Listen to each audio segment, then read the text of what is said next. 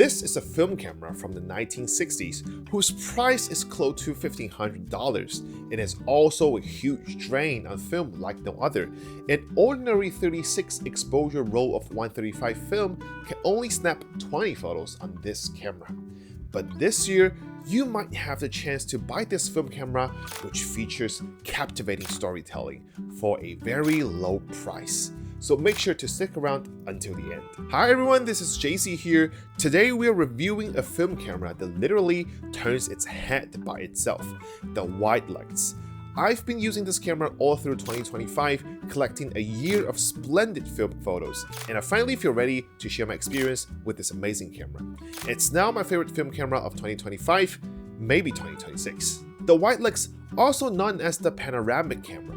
When you press the shutter, the lens actually swings from left to right. It achieves those ultra-wide images without needing an ultra-wide lens. You might even wonder, how can panoramic photography and film even coexist? But this camera, with its 26mm focal length, uses pure physics to realize panoramic shots. Each model in this series has a number, and mine is the F6. It means it was made in the 60s. Widelux was manufactured by a Japanese company called Canon, starting in 1948, with the oldest model being the F5, followed by models F7, F8, and eventually ceasing production. So I feel incredibly lucky to have received such a well-preserved F6. I first learned about this camera thanks to a famous American actor, Jeff Bridges. He was all over the place touting his love for the Widelux F8 that his wife gifted him. Later, YouTuber Peter McKinnon also recommended this camera at the end of 2024, which pushed me to get one and give it a try. Loading the film into this camera is one of a kind tricky. It's like threading silk through the body. And finally winding it up. This antique camera has very few adjustable settings, 5 aperture levels from f2.8 to f11, and 3 shutter speeds at 1/15th, 1/125th, and 1/250th. So you really need to evaluate exposure accurately because you can't always have a light meter on hand. I've got to brag a bit, this entire year I didn't use any measuring tools, relying solely on my instincts. Out of 100 exposures over 5 rolls, only about 1 was a dud. Now this camera has become my go-to for street photography and capturing life. The best part about this camera is that it conveys stories just through the photos themselves. There's so much information packed into it. Take this photo for instance, capturing light, shadow, and campus life in one frame. Or this one, where you can almost feel the warmth of sunlight on the street in Shanghai. Then there's this winner image of 2 trees blending together like splattered paint. Plus, it's great for portraits. Just one requirement, the background needs to contain less people in it. At first, I snapped some shots in crowded areas. There's some decent results, I have to say, but the wide angle inevitably brought in some passersby. However, in less crowded environments, the impact of a panoramic portrait is truly unmatched.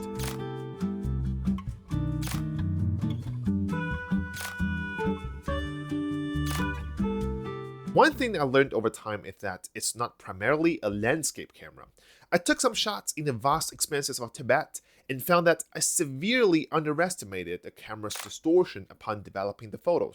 Results were quite underwhelming. So it's actually better suited for scenes rich in architecture or complex structures.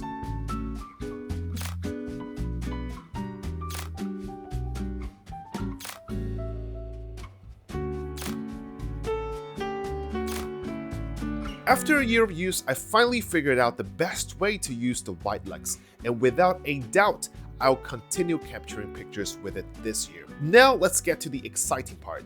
Even if you're convinced to buy this camera, I really advise you not to rush into it. Firstly, they are incredibly hard to come by. Secondly, this year, you may have the opportunity to get the brand new version of Widelux. Remember that Jeff Bridges, who loves his F8 camera so much, has teamed up with Silver Bridges to create a new version called the Widelux X, which is a really cool name. They even set up a website to track its production progress, which I'll leave in the comments for you to check out.